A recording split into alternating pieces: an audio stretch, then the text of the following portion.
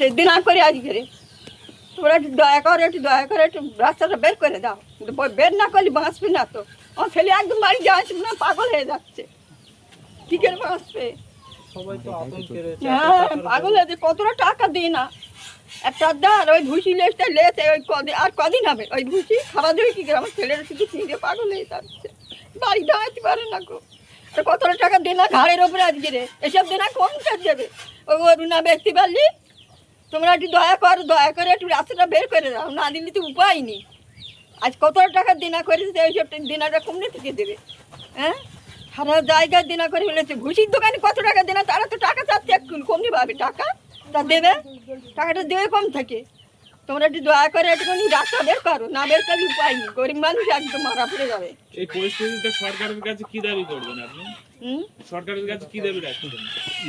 সরকারের কাছে কি দাবি? সরকার এখন গরুগুলো লেখ না না না তো আমাদের টাকা দেখ, ঝেড়া কাটটা করু, ঝেড়ো কাটটা করু, গরুগুলো মানে আপনি বলতে চাইছেন সরকার হয় গরুগুলো বিক্রি করার মতো অনুমতি দিক, দেখ, আর না হলে গরুগুলো নিয়ে আমাদের উপযুক্ত টাকা দিক। টাকাটা দেখ, উপায় তো নেই, উপায় নেই কো, না দিবি তো উপায় নেই, কমে যাবে গরিব মানুষ আজকে রে।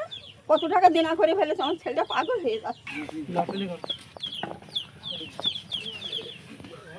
এগুলো হলো গরু খাবার, প্রায় 5 লক্ষ টাকা গরুর খাবার কেনার জন্য দেনা। সেই খাবারটা আপনাদেরকে দেখাচ্ছি। এই মানুষের বলছে আমার আত্মহত্যা ছাড়া বিকল্প কোনো পথ নেই। গরুর খাবার কিভাবে খেতে হয়, এগুলোই গরুর ঔষধ। এই হলো গরুর ম্যাচ, দেখুন কি সুন্দর করে গরুর খাবার, দামি খাবার, ভুসি, খোল, ম্যাচ একসঙ্গে পাইল করে এভাবে এই গামলায় করে কাটিয়ে কাটিয়ে তারপরে নিয়ে গরুকে খাওয়াতে হয়।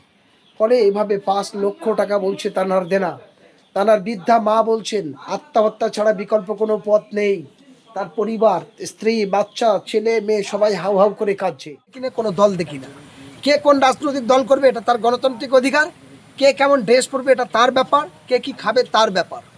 আজ নবনির্বাচিত বাংলায় নতুন সরকার এসেছে, মানুষ আশাবাদী ছিল। তৃণমূলের হারমাতকে বন্ধ করে মানুষ উদয় মন দিয়ে 2 হাত জোড় করে আশীর্বাদ করেছে, নতুন সরকার এসেছে, আমরা আনন্দিত হয়েছিলাম। কিন্তু আনন্দের সঙ্গে আজ দেখছি বৃদ্ধ মায়ের চোখের পানি, চোখের জল ছলছল করছে। কেন? ওগো আমার ছেলেকে বাঁচতে দাও, বাঁচতে দাও, আমার ছেলে আমার নাতিদের একটু বাঁচতে দাও। তারা অনেক টাকা দেনা করে লোন নিয়ে সুদে গরু ব্যবসা করছিলেন। আজকের সেই গরুগুলো, একটা গরুর ওজন প্রায় 12 মন, 14 মন। একটা গরুর 3 লাখ টাকা, 2.5 লাখ টাকা, 3.5 লাখ টাকা দাম। গরুর খাওয়ানোর জন্য ভুসি, ম্যাজ, খাদ্য, 5 লক্ষ টাকার উপরে শুধু দেনার এসেছে হালকাতার চিঠি। এই বৃদ্ধ মা হাউ হাউ করে কাঁদছে, আমার ছেলে আত্মহত্যা করবে, আমার ছেলে সুসাইড করবে, আমার বৌমা ছেলেকে বাঁচান। অবাক লাগে না? যদি আমার বাড়ির পরিবার, আমার মা হয়, আমার বোন হয়, আমার ছেলে মেয়ে হয়, কি করব আমি? এবং সরকার যে কথাটা বলছেন, আমি মাননীয় মুখ্যমন্ত্রীকে বলতে চাই, আপনারা বলছেন আমাদের গৌমাতা, তাহলে আবার কেন বলছেন সেই গৌমাতাকে 14 বছর পরে জবাই করা যাবে? কেন বলছেন গৌমাতাকে 14 বছর পর বিক্রি করা যাবে? আমরা সবাই জানি 14 বছরের ছাগল বা গরু বাঁচে না, সেটা মার্কেটে চলে না। সুতরাং আজ গরু রপ্তানি যদি আপনার বন্ধ করতে হয়, মিনিমাম তার 6 মাস 1 বছর টাইম দিন। আপনাদের আইনকে আমরা মান্যতা দিই, আপনাদের আইনকে আমরা সম্মান দিই, কিন্তু আপনার আইন কার্যকরী করতে গিয়ে আজকে নিরীহ মানুষ যদি বাংলা থেকে একের পর এক সুসাইড করে, একের পর এক যদি আত্মহত্যা করে প্রাণ যায়, তাহলে এটা মানবিক বিরোধী হয়ে গেল, মানবতা বিরোধী হয়ে গেল।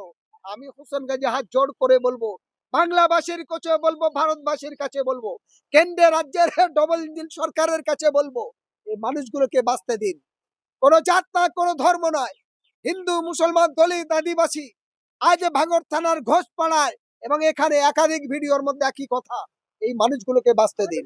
6 মাস পরে আপনি আপনার আইন কার্যকারী করুন, কিন্তু এই 6 মাসের মধ্যে এই লক্ষ লক্ষ টাকা যারা ভিখারি হয়ে যাবে, যারা মারা যাবে, সেই মানুষগুলোকে প্রাণ বাঁচাতে প্রাণ ভিক্ষা হিসাবে আপনার কাছে করজোরে আবেদন রাখলাম।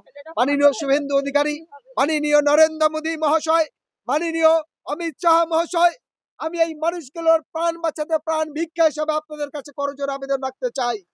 ঘোষপাড়া এবং ভাঙড় সহ সারা পশ্চিমবঙ্গের লক্ষ লক্ষ মানুষ যারা বেকার অসহায় মানুষ, জমি বিক্রি করে লোন নিয়ে দেনা করে ইন্টারেস্টের টাকা নিয়ে এই গরু ব্যবসাটা করছিলেন, আজ তারা যে হাওয়া করে কাছে, আমার মায়ের চোখের জল দেখে পানি দেখে কত টাকা আমি তা দিন আমার হতাশ ছেলে হয়েছি। থেকে উদ্ধার মা, হবে, আপনি কি তুলে বলতে চাইছেন আপনার ছেলেকে বাঁচানোর জন্য? একটু উদ্ধার করো না, উদ্ধার করো না তো তোমরা গরুগুলো নিয়ে নাও, আমার টাকাটা দিয়ে দাও। মায়ের আমার বক্তব্য একটা, মায়ের কথা রেখে বলছি, মা বাচ্চাটা বলতে ঘুমো- পারছেন আমার মা কাছে। আমার আমার বাচ্চাটা কি বক্তব্য হবে? আমার ছেলে মেয়ে আমার পরিবারকে বাঁচানোর জন্য সরকার তোমরা উচিত নিয়ে মূল্য নাও টাকা গরুগুলো, দিয়ে নিয়ে গরু আমার নিয়ে যাক, ছেলের টাকাগুলো তাহলে দিয়ে আইন দাও। আমরা কি কার্যকরী করবো? হোক। আর গরুগুলো যদি তা তোমরা না যদি হয় বেচতে না দাও, তাহলে কি আমার করবো? গরুগুলো বিক্রি করার মতো সময় গরুগুলো দেওয়া হোক। বিক্রি করার আমরাও মতো সরকারের রাস্তা কাছে দিতে একই হবে, দাবি না দিলে রাখছি, বাপ থেকে কেন হয় আমার বাচ্চাটা? গরুগুলো আপনারা নিয়ে উচিত মূল্য দাম দিন, আর নাহলে গরুগুলো কত আপনারা টাকা বিক্রি দেন করার আজকের সুযোগ এই দিন। দিন? আমি পাগল হয়ে যাচ্ছে। কত টাকা দেন আজকে রে? এ টাকা কি কমিতে উদ্ধার হবে? গরু না বেচতে পারলে কমিতে উদ্ধার হবে। তোমরা একটু উদ্ধার করো, না তো তোমরা গরুগুলো নিয়ে নাও, নিয়ে আমার ছেলে টাকা দাও। আর কি বলবো? কোন বলার কিচ্ছু নেই। তোমরা যদি গরু না বেচতে দাও, গরু না বেচতে পারে, তাহলে ঈদ না করে দাও, তাহলে কি হবে? গরুগুলো আমার ছেলে কি করবে? কত টাকা ঠিক দেন? আছে মা, আপনি কাঁদবেন না, থাকেন, তারপর আমরা দেখছি।